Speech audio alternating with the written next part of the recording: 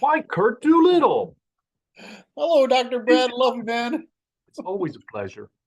I want to acknowledge the fine advice you gave me about this Keurig coffee maker, which I think we should be selling because they're that good and they're that Yes. inexpensive and they are really wonderful. And I will extol their virtues probably several more shows in a row because they're that good.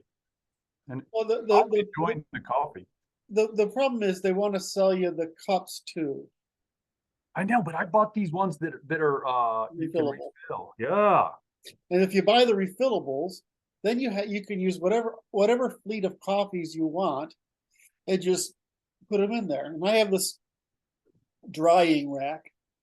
I use it as a drying rack. It's supposed to be for the cups you're going to use, but I use this as my drying rack, right? And then I just take something out, put it on the drying rack, pull one that's dry off, tap it, fill it up again. Locked and loaded. And you get to have, I keep my fleet of little coffees there, and it's whatever. But the thing is that people get turned off by the fact that you have to use these little prepackaged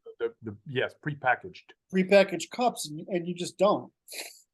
No, so I got those got the little wire mesh ones, and it's like that thing is much easier to use. I was using a Mr. Coffee before, and it was like this thing you can pour a bunch of water in it and you're ready to go. Yes. It'll just keep on going until you can't take it anymore. Yes. Anyway, that was a great advertisement. I'm pretty sure we should be selling these things. Yeah, we'll put a data point. Institution that needs to have a deal with Amazon and just, I want you to know what I've been working on. It's art. Something we can actually we can actually warranty in this world is curing coffee makers. It's that good. It's that good. It is. And I'm working on art because I'm working on another product. It's the Eli button. I'm working on the art for the Eli button, and there's my art for the Eli button. I'm working on it. I'm not going to put anything to the button until I've perfected. Why don't you just do a search on Google Images for illustration, skull pyramid illustration? Yeah. So hey, wait. This is for the audience. Yes. What episode are we on, Kurt? I am 4 behind now. We're at 2102. Yes. And it's like this. Episode 2102. You hit that button, and then that button, and then that button, and then copious commentaries, copious, glorious, voluptuous commentaries. Mm-hmm. Right. That was for the audience. The audience was going to say something else that was much more significant. Yes. Draw skull pyramids and send them to us, please. Yes. That will be entertaining. I'm going to put it on my button art, and I was like, I will show you the picture of the completed installation when I'm done. Great. All right. Yeah, I told Eli, I think it was Thursday, that you were conspiring to put together an Eli button.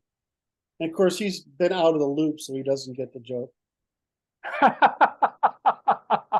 That's funny too. I mean, the fact that he doesn't get it is what's funny. Just hilarious. It's just fucking hysterical. Like, wait, I'm just normal. Like, no, and the thing about Eli is he just ponders stuff for a bit before he issues his little. Right. He distills it down. Yeah, missives. Well, there's just a residue, a thin residue, very concentrated, sarcastic wit.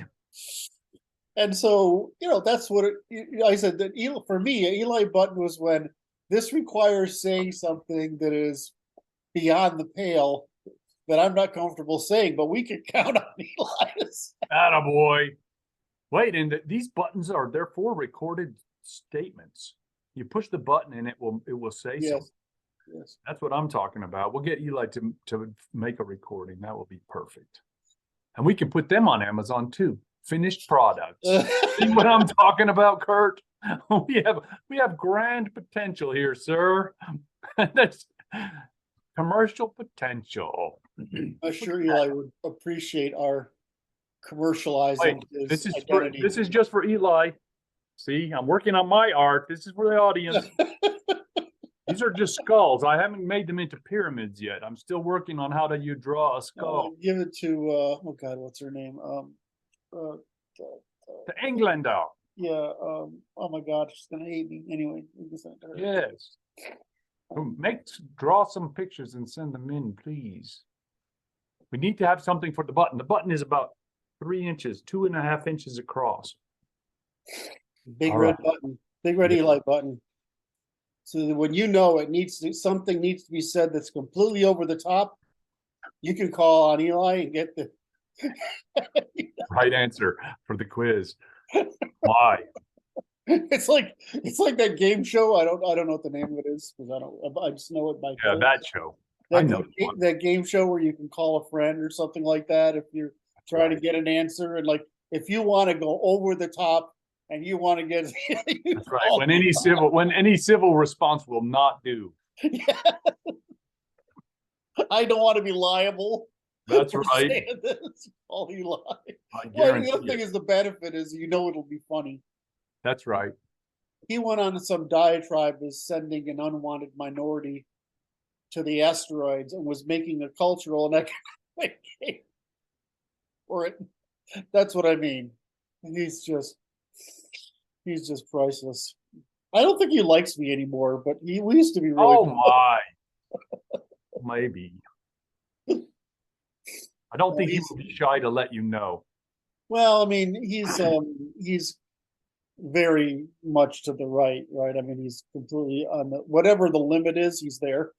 He's if you find the limit of being right wing, he's standing there waiting for you. Right. I mean, he's one of those. He's the guardian of the gate. Right.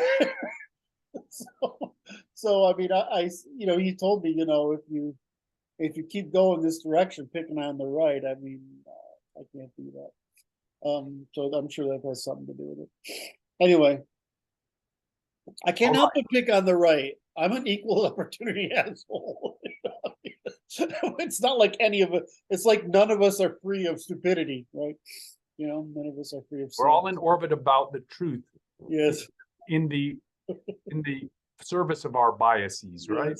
Yes. Now, so what is it we're going to do today, Kurt? Well, I guess you have some topics that we can warm up with. I was interested in this. I saw that Mr. Science, Dr. Fauci himself, and others are to testify under oath regarding collusion with big tech to censor certain opinions, and that is an exciting function. Well, it's not. I'll tell you why. Why? Because the court has the division of powers. Excuse me. The parliament is a court. That's how it was originally set up, right? So you can appeal to the court like and the parliament was the highest court. Right. And above that, you have the monarchy, which is the judge of last resort. Right? So when our politicians require testimony, there's no enforcement mechanism. So without a judge there, in other words, without some judge right there to moderate and a judge who can issue an order, right, a judicial order, the Congress has been denuded of its capacity to conduct investigations. So because we've seen over the past 2 years, especially, the number of people just get up in front of Congress and basically flip them the bird. Oh my! Outright lie. I mean, what about the what's the people who are funding Planned Parenthood by whatever that is? They're continue funding Planned Parenthood, and they're openly saying that we're not going to change. Flouting Congress. So we've had, a couple of dozen of those kind of those things.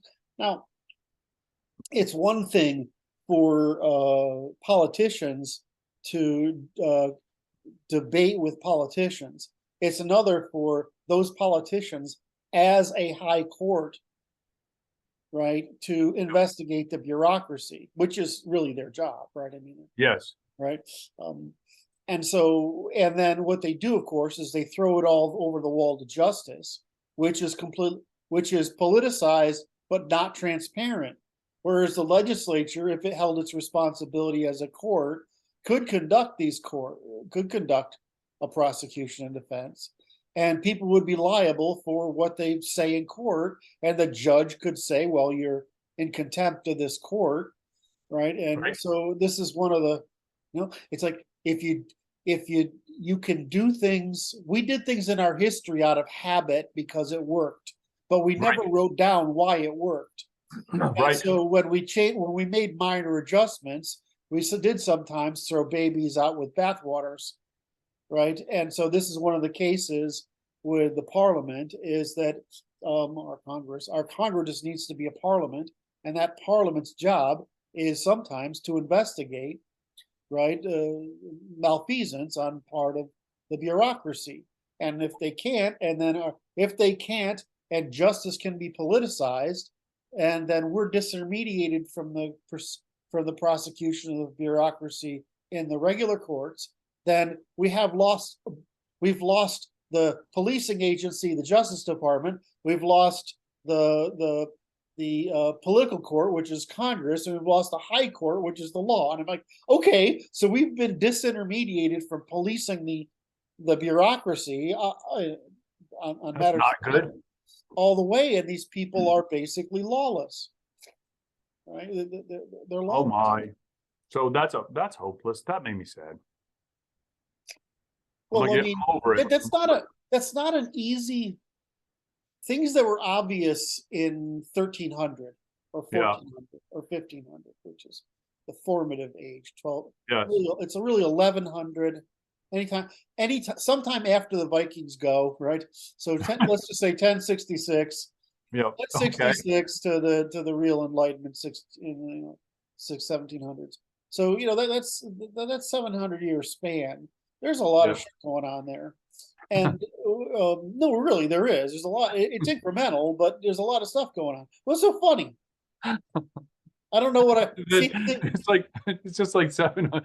It's 600 years of time to have something happen, and yes, lots of things happen.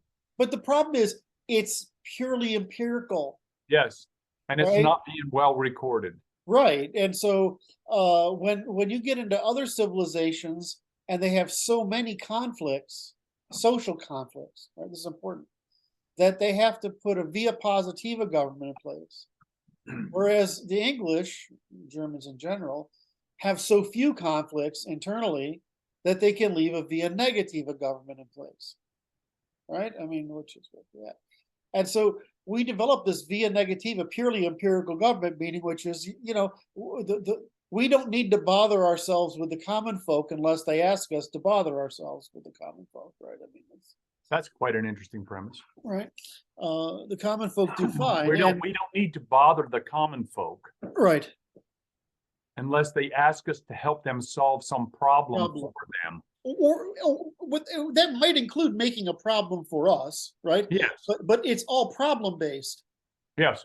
Right, and so it's a very,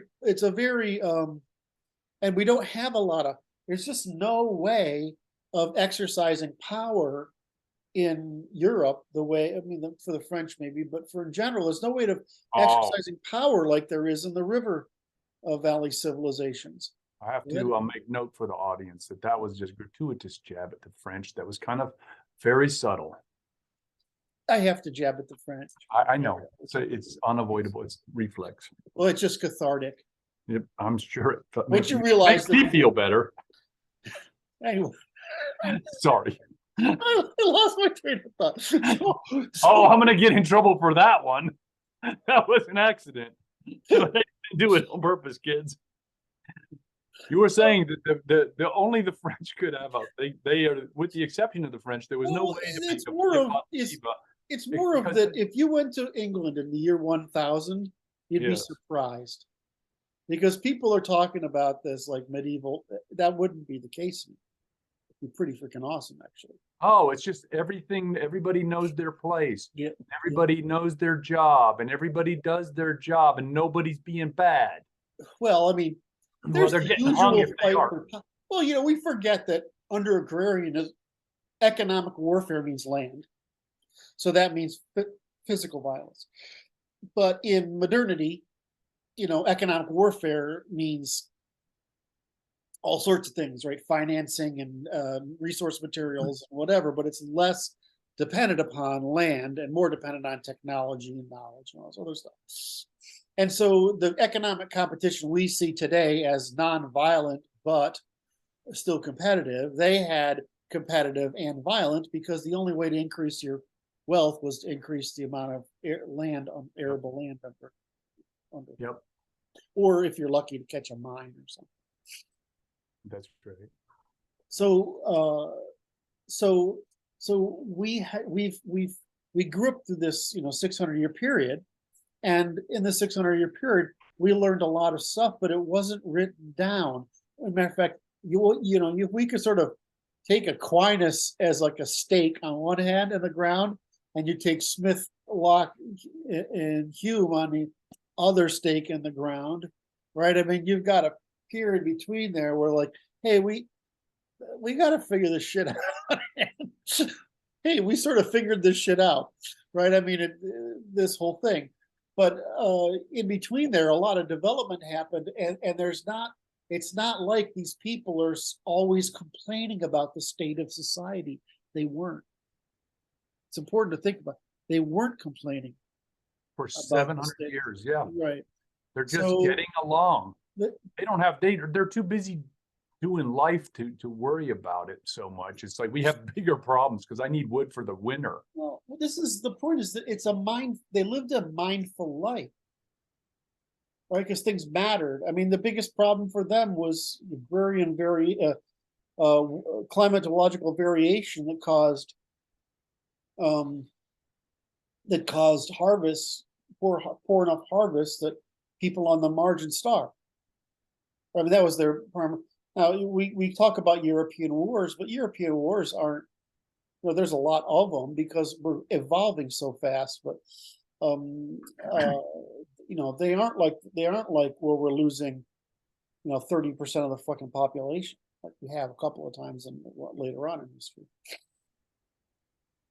So I mean, I don't know, even so the point I'm trying to get back to my yes sir main point, which is that we developed a lot of empirically emergent, in other words, evolutionary habits that correspond to reality very closely, instead of a lot of ideal or occult, basically, but basically ideals, a bunch of ideals. And even the church, while it would claim to be producing an ideal, is really just trying to make people get along so that they can profit from the hard work of the working classes. So in that sense, we've got this position where the founders try to write it down, right? I mean, and like I said, you got to have Blackstone, but if you have Blackstone and you have the Federalist Papers, and you have the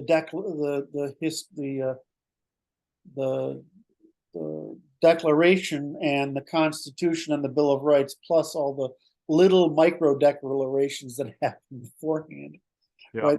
The predecessors to the Declaration, like the Virginians, etc. You start getting to this point where you sort of understand how that sort of thing evolved. What's interesting in my work is I say, well, there are 7, 8, 9 holes in the Constitution, but the interesting thing is there are only 7, 8, or 9 holes in the Constitution, and of them, I just listed most of them, right? Which is just failure to declare the common law, failure to state what the Declaration suggests but doesn't state about sovereignty and whatever. So failure to put this stuff because they just assumed it was gravity. Yes. Right. Self-evident. Right. It was self-evident. Right. They just assumed it was gravity. And so the point is, it's so close to being right. It's one of the few things in history that fills me with wonder, that it's that close to being complete. Yep. Complete. And so so I look at that and I'm like, well, damn, these fucking people, you know, just, No doubt, very impressive. you know, and by evolutionary methods get there.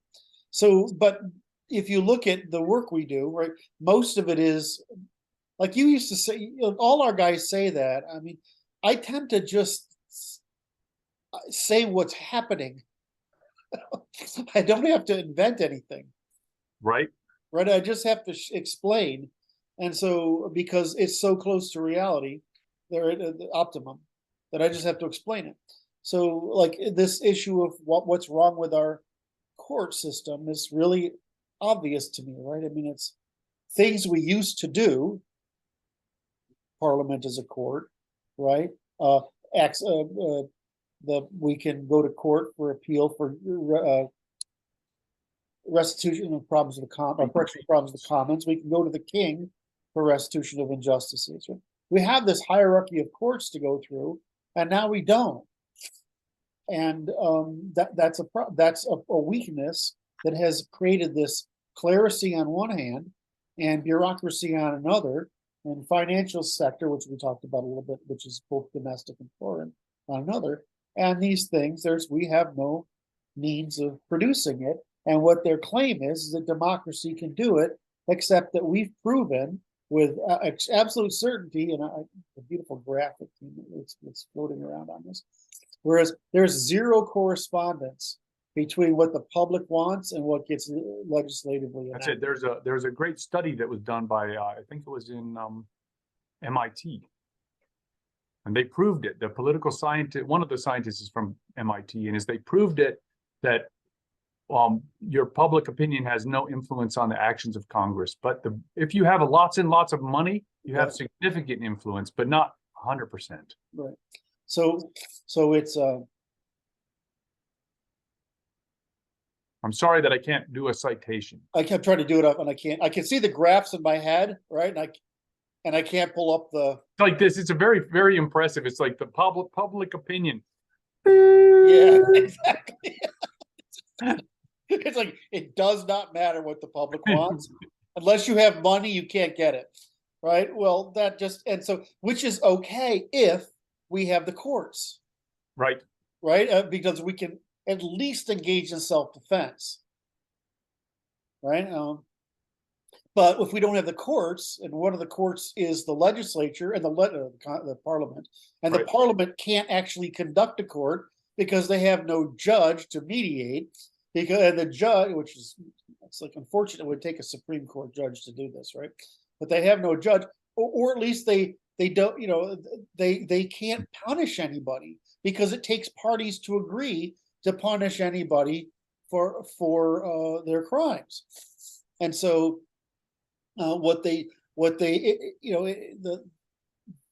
we need that judge in Congress. We need a judge in Congress. But we need judges in Congress. Personally, I would put a fleet of them up there, right?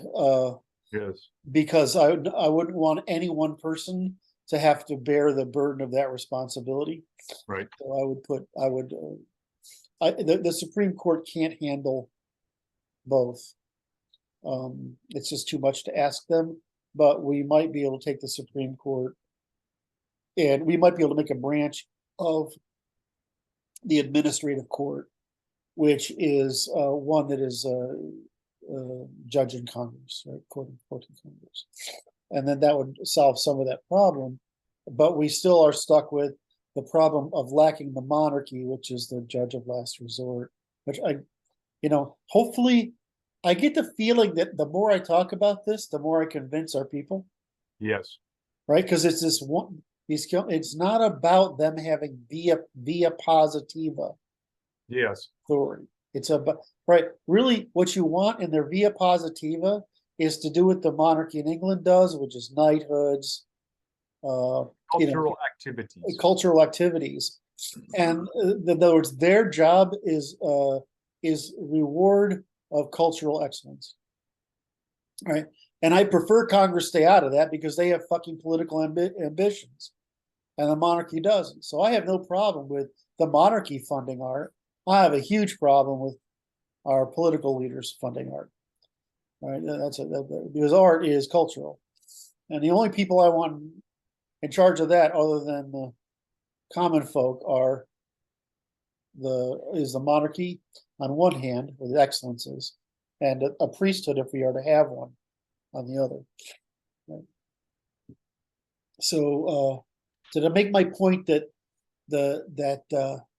we discovered all these truths in the past and we forget them. Yes, sir. Right? Just like wait. At our peril. At our peril. And because we haven't documented them, we forget how deleterious women are to the king's peace. Right? I mean, you didn't you see that coming? You had to know. I was gonna, huh? Made me pucker. I was like, yes, I didn't see it coming. I was going to try to tie all the domains together, and it got me to my thing of, well, I mean, one of the things we've forgotten is you need to control women because they're fucking evil, right? I mean, men are bad, but women are evil. But what's the difference? Conflict versus sedition. Open conflict versus covert or overt sedition. Yes. Covert sedition. Okay. So we forget these things, and that's the peril of not codifying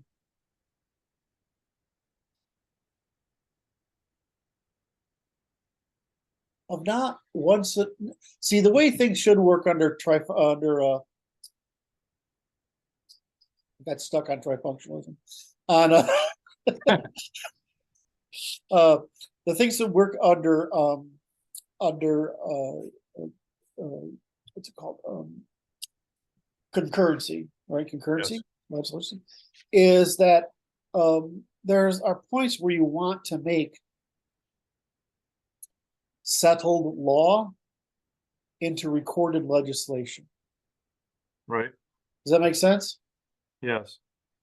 And I think one of the court's jobs is to discover what will produce settled law so that it may be legislated, concurrence in the words recorded. And because when recorded, it's basically like, okay, this particular thing is a general rule of human behavior that we want to put out there, so it's not confusing anymore. But I'm not really fond of the legislature coming up with via negativa code, right? Which is what the court should be doing. Whereas I think the legislature's job should be via positiva, which is producing commons.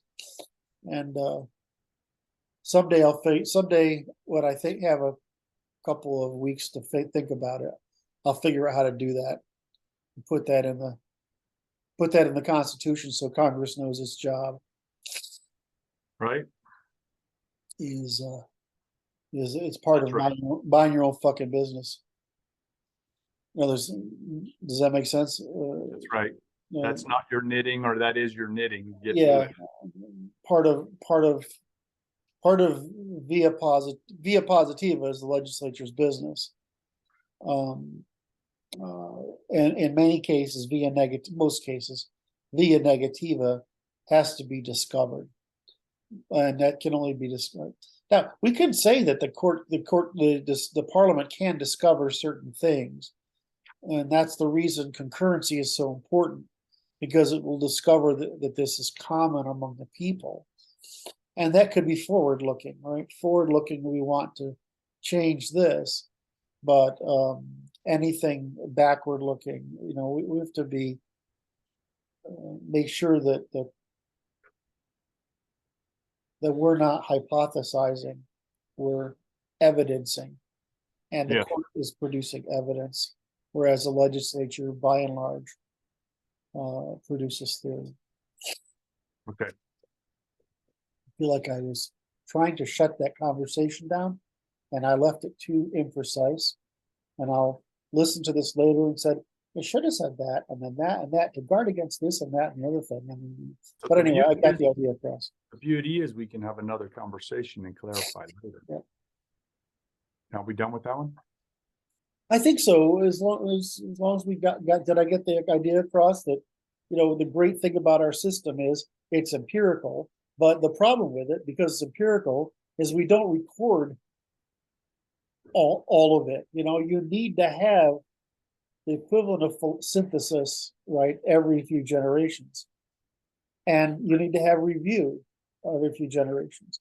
I would argue what we're going through right now is you and I are performing the review of the past generations and their experiment, and where it turns out that mostly they failed. That's what they're good at. Okay. So I wanted to revisit something from still warming Kurt up. He's limbering up nicely, by the way, for the audience. Is this going to be serious? You're going to mess with me now. I can't judge. The look on your face is making me suspicious. Okay, what's he doing now? Right. So we're going to revisit what we were talking about yesterday, which is the state within a state, and in the context of global events, which one Cliff High. Are you familiar with Cliff High? Cliff High he's a linguist. He's remarkable in his associative functionality, which is not like you at all. He's the opposite of you. Okay. He's very sharp. I can appreciate those people. He's very sharp, but it's like, okay, he used to write a report that I called the crazy report, right? Because it's like, okay, he's got a computer that sucks information out of the internet and then makes associations and makes predictions. Then it's like, based on exactly what? Hard to know. It's like, okay. But he was talking about what he calls WWF, which is the World Economic Foundation, which is the state within a state. Right. And it's the world war by the World Economic Foundation against everybody. Yes. And it's the state within a state, which is taking advantage and furthering the strategy. At least that was your statement yesterday, that they're going along the strategy of Western civilization in projecting eastward to Russia and China. Mm-hmm. And it's like, so, and my statement was, it was an error to hope for the success of that strategy in the current context, because the doppelganger state is performing the act, which is the I think I agree with you, and I'm not sure yet. Okay, that's good. And there was a projection of it in Brazil now, because the Brazilian government had a questionable election, which is being widely protested. Yep. And the military is going to rise up to defend the people against the predatory activities of their state within a state. It appears. Which is what you want them to do. Well, it's like that they're doing better than we're doing here, which is okay. So there you have it. That's all. I just was making note of that for the audience. You go, if your courts don't work, right, your legislature is always going to be the problem. If your courts don't work, the bureaucracy is always going to be a problem. It's never going to go away. The legislature can always become a problem. The dictator will, like the bureaucracy, will always become a problem. Mm-hmm. The courts are your line of defense. If you don't have a monarchy, you're stuck with the courts. If the courts are your line of defense, right, and you don't have a monarchy, you don't have a benevolent dictator, and you've lost your legislature and your bureaucracy, which is by definition corrupt, it always will be, then you've got the military. And if the military, you can't get the military, then the only thing you've got is the people. And that's the problem. You don't want to get to the people, right? Because if it turns down to the people, I mean, it's just, the only thing they can do is burn everything to the fucking ground. I mean, it's like saying you have total institutional failure. Which is the sad thing is, in the context of this conversation, is where we're approaching. Well, I don't, we haven't done, like I said, we haven't gone, we've lost the ability to persuade by demographic insurgents. Right? We've lost the ability to legislate because of demographic insurgents. We have not exhausted the courts. We have not exhausted the Congress, the Parliament, and we have not exhausted the military. Right? So we've got, you've got 5. We don't have a monarchy. We really need a monarchy. I can't tell you how much we need a monarchy. But it's just so obvious. And I would have never thought that as a, What I find interesting is like this. I'm like, I'm bound to agree. I wasn't a year ago. Yeah, exactly. It's just like, I don't want this to now be I'm true. like, now I'm angling on how do we convince everybody else? Yeah, exactly. And so once you don't have the problem is they're corrupting our military so fast, we might be losing that option too. Right? I mean, I think our court's probably afraid. Our legislature is inactionable. It's been captured. I think our military is being corrupted pretty quickly. So we're going to end up with the fucking people. And worried about the people. Worried about the people because they got the educational establishment. They're corrupting the youth. Well, I mean, this is the problem, right? Is that a certain class of people talk and a certain class of people do. Right? The people who talk are not the people who do. The people who do on our side, they don't talk.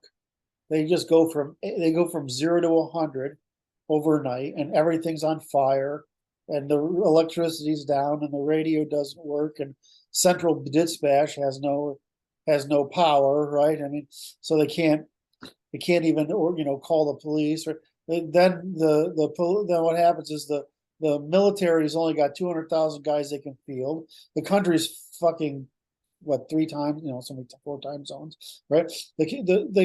You can't be everywhere. We can't count on the military or the guard to do, of those 200,000 or together 400,000. We can probably count on the bureaucrats trying to do something, but we know how to.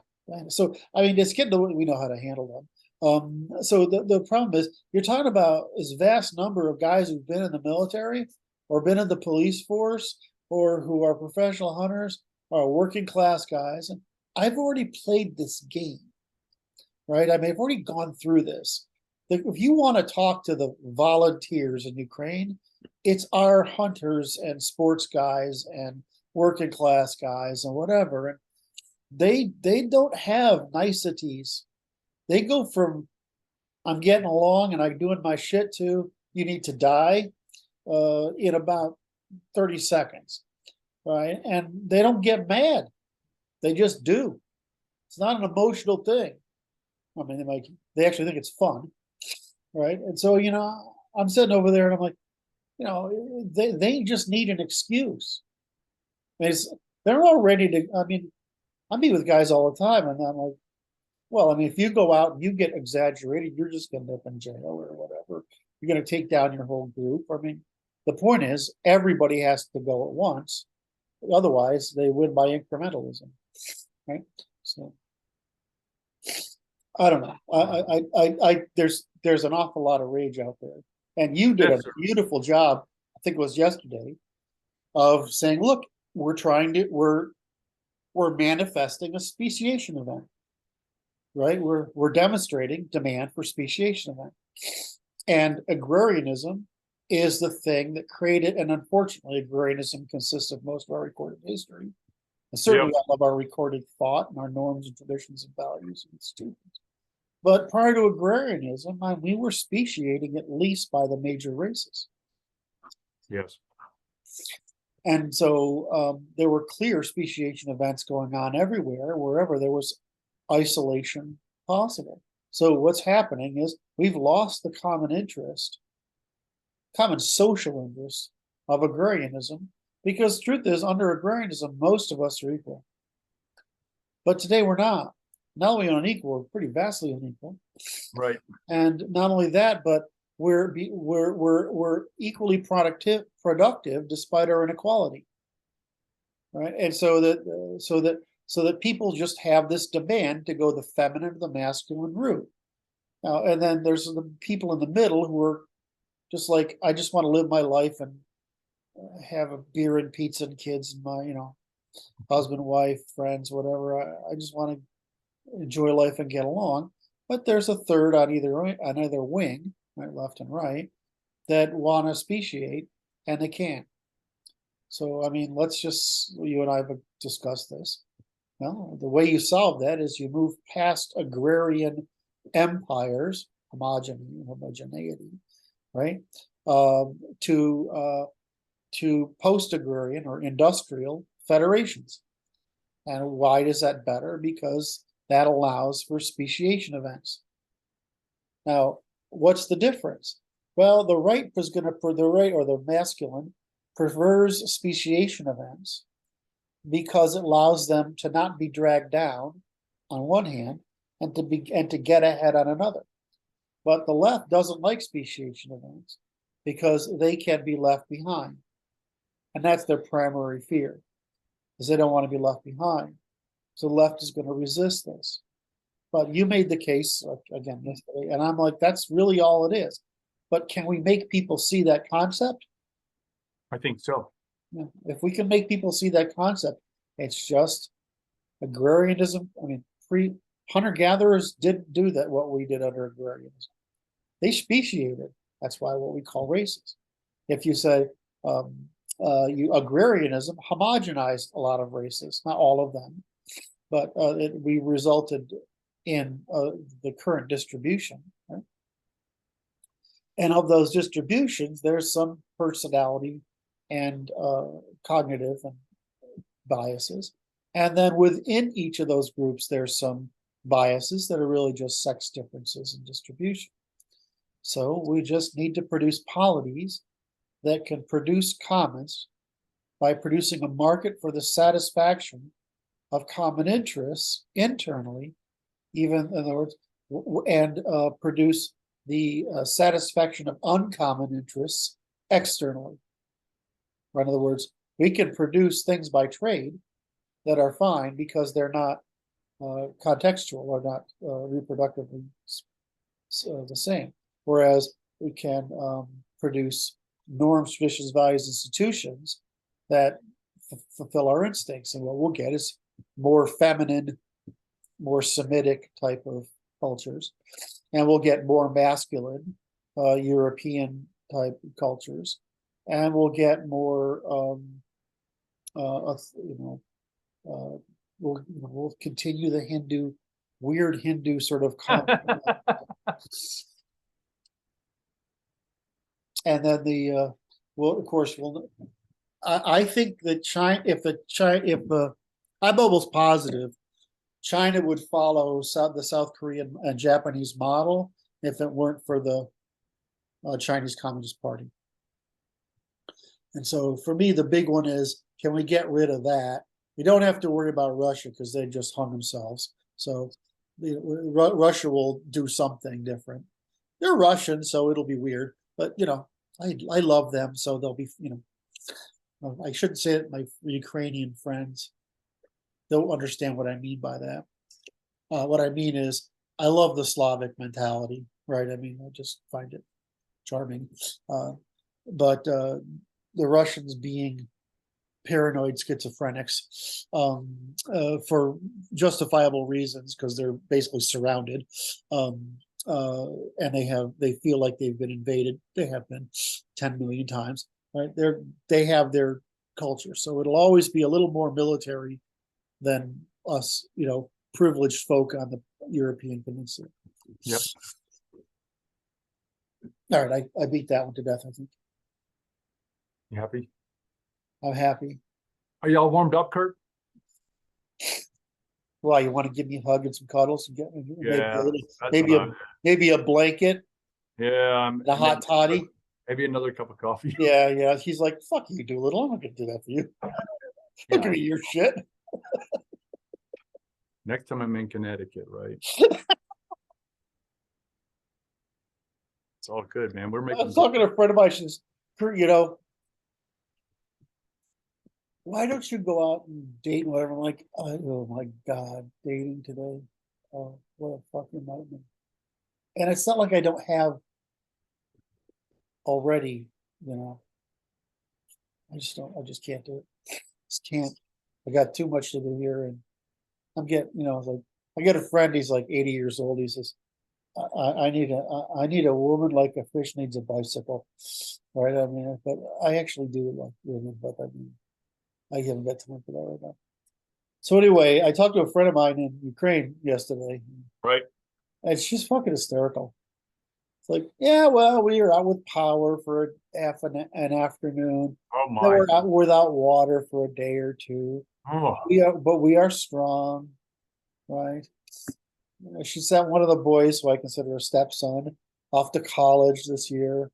He's in Warsaw School, right? Anyway, she looks too skinny. I noticed that with a bunch of my Ukrainian friends. They're beginning to look too thin. But there's a tendency on Ukrainian women to do that, to get a little too thin. But anyway. All right. Anyway, so now what's our next topic? Do we got one? no. All right.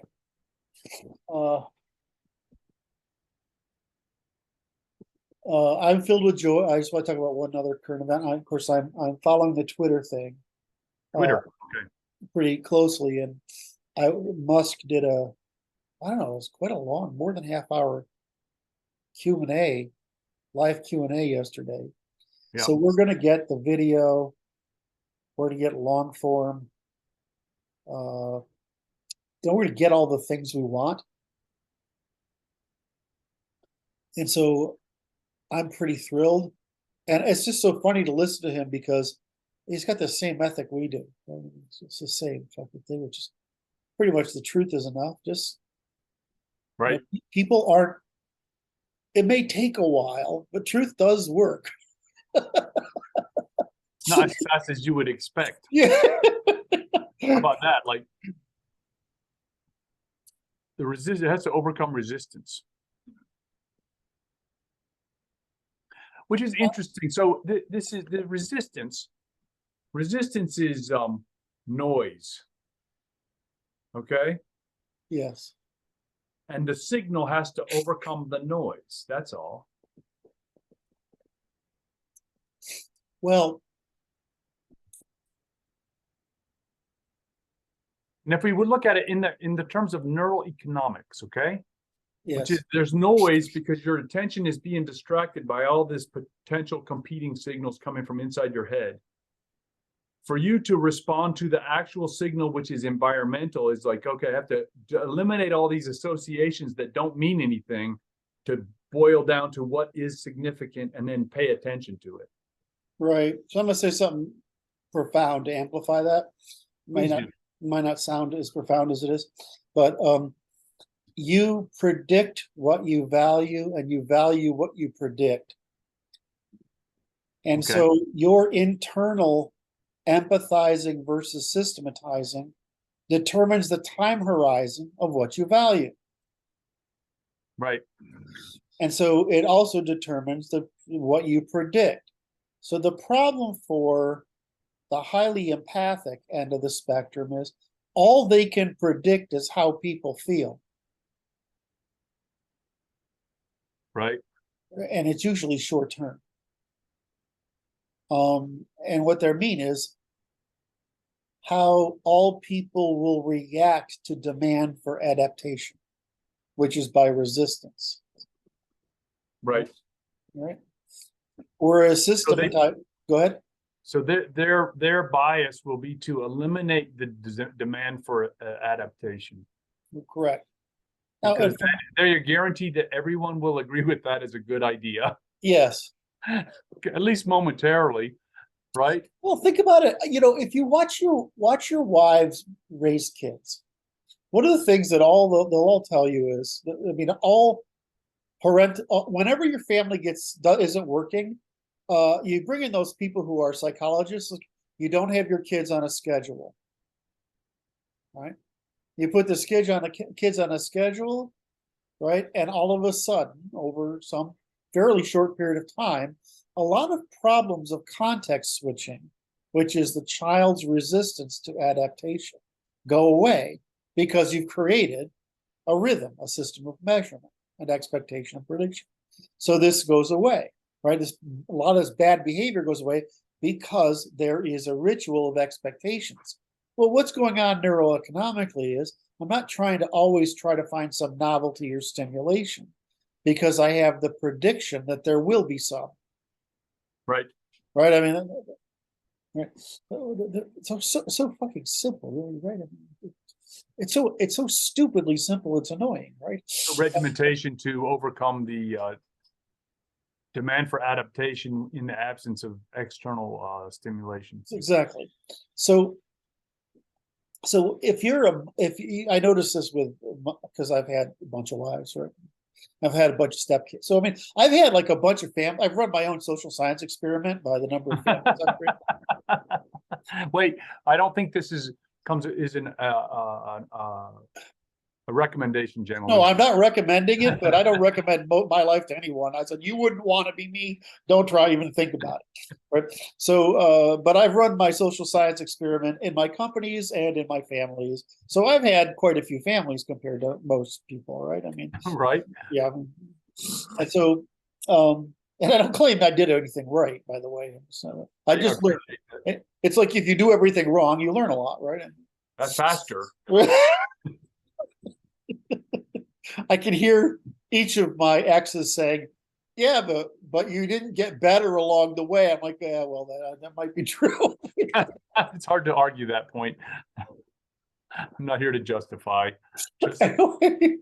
So what you do realize is that women get very frustrated if there's a change in their plans because they have to emotionally re-regulate all their offspring.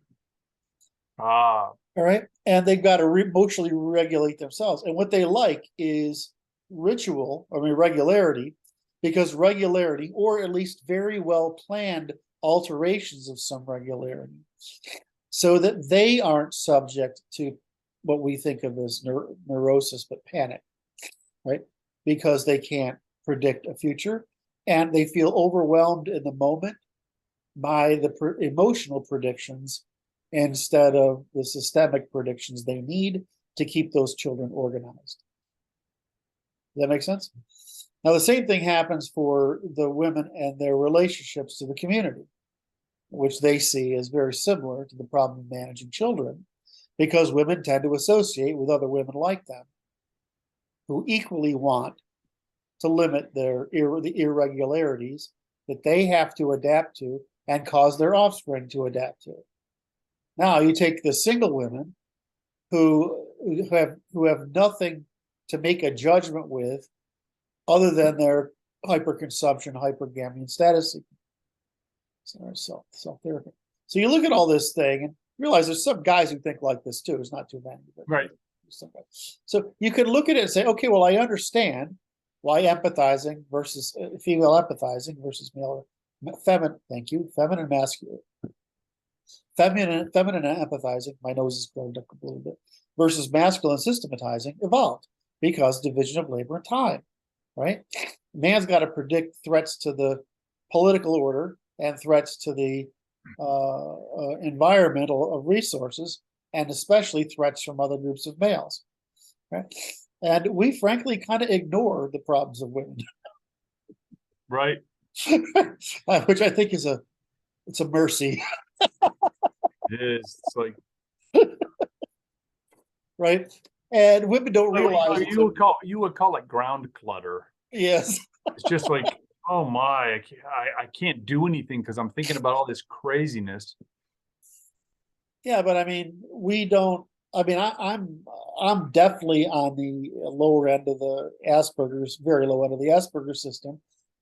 So you know, I can't really. It's like reading children is quite hard for me. And when I was a kid, I could do it at all. Right? Reading children, parents make sense to me, but kids did. And I had the same problem with like cats. I can't read them. I couldn't read them when I was young. but I could read dogs because they're like all over the fucking place, right? I mean, the body language signal of a dog is like a Clear. fucking loudspeaker, right? Whereas the body language signal of a cat is like it whispers, right? And so I just couldn't understand it. But so I totally get the problem women, the female mind or feminine mind experiences, and I understand that they ignore us just like we ignore them. I mean, well, do we ignore them? Well, we can't compute that because we can't even see it. Whereas they can't. Wait, it goes like this. It's like we have each other's backs. Yes. So we're facing outward, back to back. Yes. I trust you and I don't have to pay attention to you. Correct. I trust you to do your duty, and you need to trust me to do mine. And if you fail your duty, I'll try to help you first. But if at some point, you got to do your duty. The same thing for us. Now, the difference is, how do we shit test women, and how do women shit test us? It's a really fascinating question. Women always shit test us completely, right? And how do we shit test women? It's amazing that we don't really that much, right? We don't shit test women too much. We're aware of disloyalty signals, right? But we don't try to trap them too often. Whereas women are always asking those trap questions. It's fucking annoying as hell. Go ahead. I heard a fellow, he's in the manosphere, and he's like talking about, he goes, what he does is he's calling his girlfriend up and he says, hey, will you go by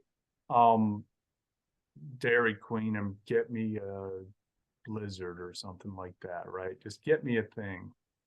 And if she doesn't do it, it's like she's done. She has to want to do something for me, or she's not worth keeping around, right?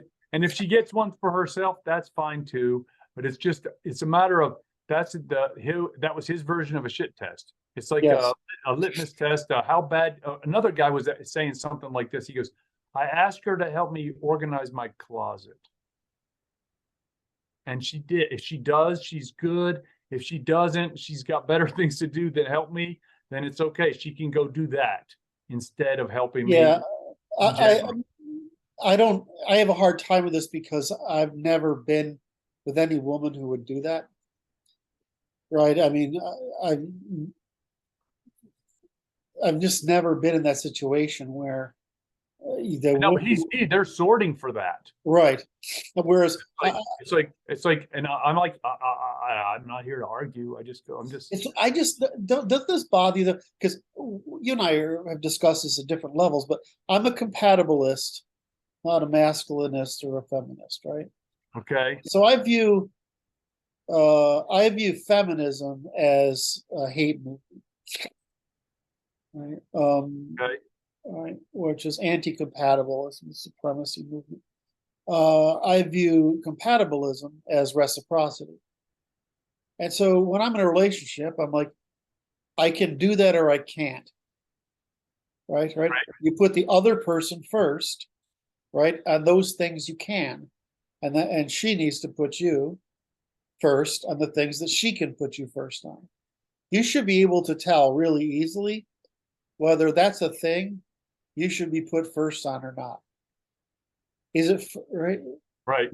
Is it a first because you feel like doing nothing right now, or is it first because you just you're too lazy?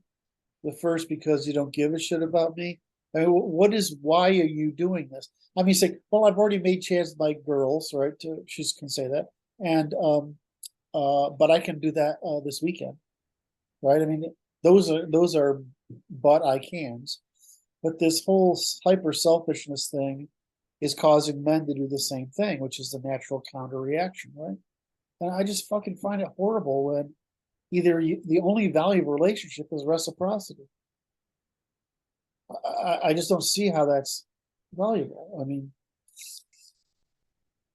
and I've never encountered a woman who would do that to me. Now, realize that's possibly because, I'm not exactly at the bottom of the selection process, right? So, I mean, I assume I'm not, certainly not a sports star or whatever, but, in my range, which is the 6'7" range, 5'6", 7" range, I don't have any problem at all. So I just hate this whole fucking shit that's going on, and the success that feminism has had, combined with woke, it's destroying intersexual cooperation, and the effects of it, it's fucking evil. It's worth outlawing.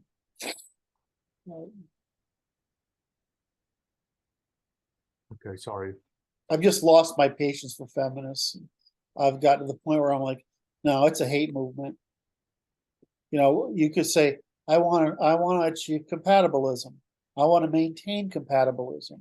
What that means is, in the environment we're in, how do we maintain compatibility and reciprocity between the sexes, where the sexes are the origin of basically all differences in human behavior, more. Like, how do we maintain that? That's reciprocity. Right? I mean, reciprocity, the conditions of reciprocity might change at different points in time, right? Right. But I mean, because we're going to have different economies and different political structures, and different threats and different opportunities. So reciprocity might change, you know, the terms of it. But this idea that you should double down on your preferences and the other side should go along with it, what the fuck is that? Right? That's not reciprocity. That's privilege. Or it's basically rent seeking. All right, did I kill that one? Burned out. Okay. Okay. Now what, Kurt? Now what is, I'm gonna try to. Do I need a fresh cup of coffee? I don't think so. I probably need coffee and water. And so I probably want to pause this, and I want to hold on a second. I'm getting all serious because it's coffee and water time. Well, I mean, we have to keep our priorities. We have to be well hydrated in order to perform this work. Correct. Let me just refresh this. I'll make sure I can. Oh, excellent. Oh my. Sorry, boss. I'm just trying to make sure that I can take a break and we can come back and we can talk about making something that makes progress. Makes progress. And okay, boss. Wait. Still recording. I'm going to put pause on, and I'm going to get a fresh cup of coffee, glass of water. I don't know if I'm going to get a bagel or not. And we'll come back in just a minute and keep this going, and we'll start working on the summary of the laws of nature. All right, very good. Very good.